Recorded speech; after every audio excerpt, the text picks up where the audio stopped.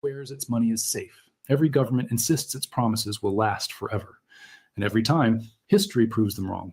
From Rome to France, from the Confederacy to modern Lebanon, people have woken up to find their savings worthless, their salaries meaningless, and their futures stolen by systems they thought were solid. Collapse isn't rare. Collapse is the rule. The real question isn't whether financial systems fail. It's how you protect yourself when they do. The illusion of permanence is the most dangerous financial mistake of all. We look at our bank balances, our national currencies, and we assume they are bedrock. But money is not bedrock. It is trust, and trust can vanish overnight. That's why history is so brutal and so useful. Every collapse leaves behind a trail of lessons, patterns, and warnings about what actually protects wealth and what evaporates into dust. And if you pay attention, you'll see that the survivors of these disasters weren't the ones who trusted most. They were the ones who doubted first. Take the Byzantine Empire, often remembered as the eastern half of Rome that somehow survived 1,000 years after the Western Empire fell. At the heart of its economy was the gold solidus, a coin so reliable that merchants across Europe, the Middle East, and Asia accepted it without question. For centuries, it was the closest thing the medieval world had to a global reserve currency. But here's the part loyal viewers will appreciate. You'd think they would have learned from Rome's earlier disaster with the silver denarius, when emperors kept debasing it until it was basically tin with a silver wash. We've told that story before. If you live in a Florida zip code and have 0 DUIs in the last 5 years, listen. But no, centuries later, the Byzantines made the same mistake in gold. They began shaving its purity, stretching it thinner, mixing in cheaper alloys. At first, no one noticed. Then trust cracked. The coin that had anchored Mediterranean trade became just another piece of political fiction. Debasement destroyed its credibility, and with it, the Byzantine economy lost the stability it had once enjoyed. What survived? Not paper promises, not government decrees. Merchants who had quietly hoarded real gold or land outside imperial reach preserved wealth while everyone else saw their money evaporate. That's the first timeless lesson. Governments cannot resist the temptation to dilute their money, and when they do, real value flees to assets they cannot counterfeit.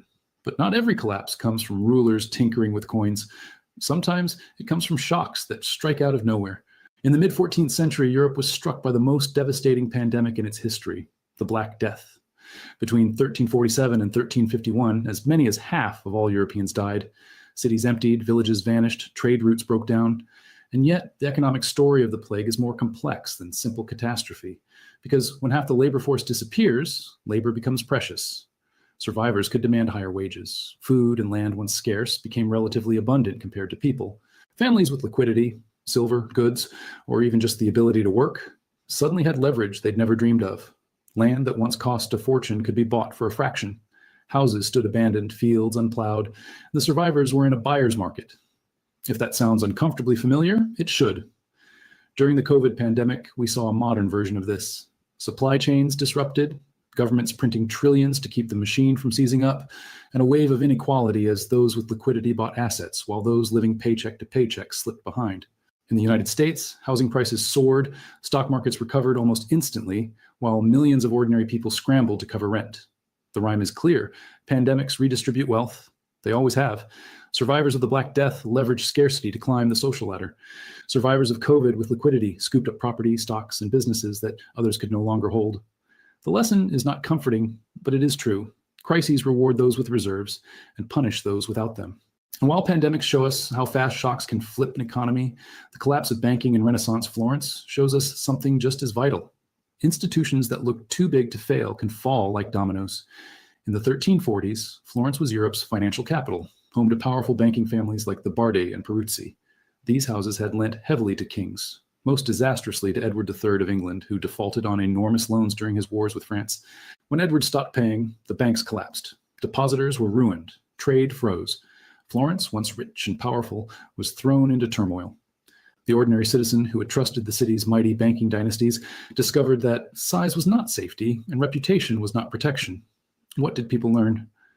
That too big to fail is a lie as old as finance itself. Institutions exist to profit, not to guarantee your survival. When they fall, they will take your savings with them. The lesson repeats in every century, from the Florentine crash to Lehman Brothers in 2008 to the banks of Lebanon freezing accounts in 2019.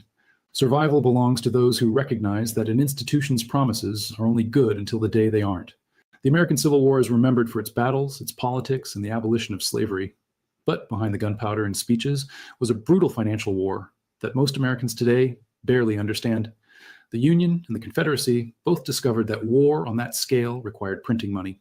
In the North, the government issued greenbacks, paper currency not backed by gold, but by the promise of the United States itself. At first, the experiment seemed bold and patriotic, but the more greenbacks that flooded the economy, the less they bought. Inflation eroded their value and trust wavered. In the South, the problem was even worse. The Confederacy, desperate for resources, printed graybacks in staggering quantities. By the end of the war, Confederate inflation had reached almost unimaginable levels, prices rising thousands of percent, salaries buying almost nothing. Soldiers' paychecks were worthless before they could even spend them. Families carried bags of bills that could barely buy a loaf of bread. By 1865, Confederate currency was not just weak, it was dead. What mattered in that collapse was not paper promises, but hard assets. Land, food, gold, anything real, held value while money became a cruel joke. For ordinary Southerners, this was devastating. Lifelong savings vanished into dust. For opportunists with access to tangible goods, the war was a chance to seize property and wealth at fire sale prices. It is a lesson Americans rarely hear, but should never forget. Your own country has already lived through a currency collapse. And when it happened, protection came not from trusting the paper in your wallet, but from holding value the system could not inflate away. France, too, offers a brutal case study in how revolutions can destroy money faster than any war. In the 1790s, as revolutionaries toppled the monarchy and seized church lands, they issued a new paper currency, the assignats. Backed, in theory, by the value of confiscated property, these notes were supposed to stabilize the economy. Instead, the government printed them with abandon. Each new issue diluted the last. Prices spiraled upward, wages failed to keep pace, and soon the assignat became worthless. Farmers refused to sell food for paper, demanding goods or silver instead. In Paris, the bread riots returned and the revolution devoured itself. The winners in this collapse weren't the ones holding patriotic paper. They were the ones who held food, gold, or property, things the government couldn't print. For the ordinary Parisian, the lesson came too late. Promises, no matter how noble, are only worth what others will accept. When the trust breaks, your savings don't just shrink, they vanish. Fast forward 2 centuries, and the lesson reappears in Asia. In 1997, what began as a speculative attack on the Thai baht spiraled into a regional crisis. Thailand had borrowed heavily in dollars, confident that its currency peg would hold. But when it collapsed, debts in foreign currency became unpayable overnight. Investors fled. Currencies across Southeast Asia, Indonesia, Malaysia, South Korea collapsed in a chain reaction. My daughter is being treated for leukemia. It hit me hard. It did. Economies shrank, unemployment soared, governments begged the International Monetary Fund for rescue. The people who suffered most were not the global hedge funds who sparked the panic. It was ordinary citizens whose savings lost value, whose mortgages doubled in cost, whose jobs evaporated. And yet, the pattern was painfully familiar. Those who held dollars or assets abroad survived better than those who trusted local currency. Nations dependent on foreign debt were forced into austerity, while Wall Street institutions walked away with fire sale deals on Asian assets. What looked like a local collapse was, in truth, a global transfer of wealth. The lesson echoes every collapse from Byzantium to Argentina. Debt in someone else's money is a death trap. When the storm hits, it isn't the creditor who drowns, it's the debtor. By now, the picture should be clear. Whether it is revolutionary France, Civil War America, or modern Asia, the same themes repeat. Paper money collapses. Debt chains nations and families. And those who survive are never the ones who trust most in the system, but the ones who recognize its fragility before it cracks. The most chilling part of history is that collapse isn't just ancient or distant. It's happening now. In Lebanon, between 2019 and 2021, the banks did something that still feels unthinkable to most people in the developed world. They locked the doors. Citizens woke up to find their deposits frozen, withdrawals limited, and their currency collapsing. The Lebanese pound lost over 90% of its value. A lifetime of savings became pocket change. People lined up outside banks, begging for access to their own money, only to be told it was gone. And it wasn't just small savers. Middle-class families, retirees, doctors, and engineers, anyone who had trusted the system, were wiped out. The lesson was brutal and clear. Your money in the bank is not a treasure chest. It is a loan you've made to an institution that can decide, in a crisis, not to pay you back. The people who survived best were those who had either diversified abroad, held real assets like gold or property, or kept cash outside the banking system. Everyone else was trapped. If this sounds far away, it shouldn't. In 2008, Americans watched their homes repossessed and their pensions decimated while banks that caused the crisis were bailed out. In 2020, during the pandemic, trillions were printed to keep the machine alive, a lifeline that inflated asset prices for the wealthy while leaving ordinary wages stagnant. In 2023, regional banks in the United States collapsed almost overnight when depositors lost confidence, reminding everyone that the safety of too big to fail is a fairy tale we like to tell ourselves until the day the door slams shut. So how do you protect yourself when everything falls apart? History shows there is no single answer. In Byzantium, it was gold. After the Black Death, it was liquidity to buy abandoned land. In Florence, it was not trusting too big to fail bankers.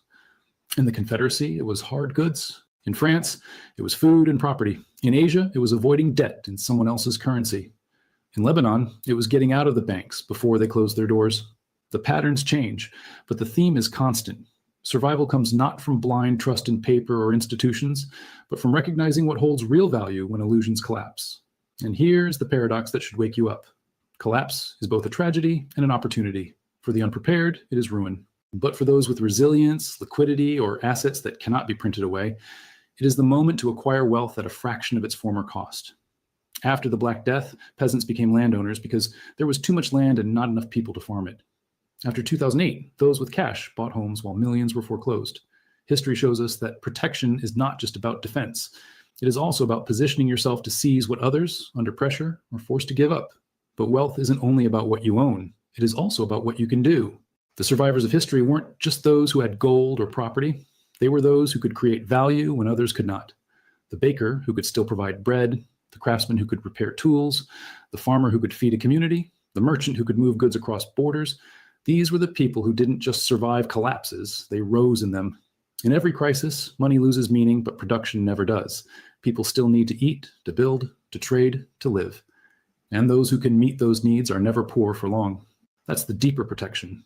Not blind faith in institutions, not the hope that governments or banks will save you, but the combination of real assets, real skills, and the awareness that illusions always collapse. Every crisis is a transfer, from the many who trusted to the few who prepared, from paper promises to tangible value, from passive savers to active builders. History has shown this pattern again and again. So the question is not whether everything falls apart. It always does. The question is whether you will be one of the many left holding promises or one of the few holding something real. History doesn't repeat, but if you ignore it, it will crush you all the same. If this gave you a new perspective, hit subscribe. History has the answers. I'll show you where to look.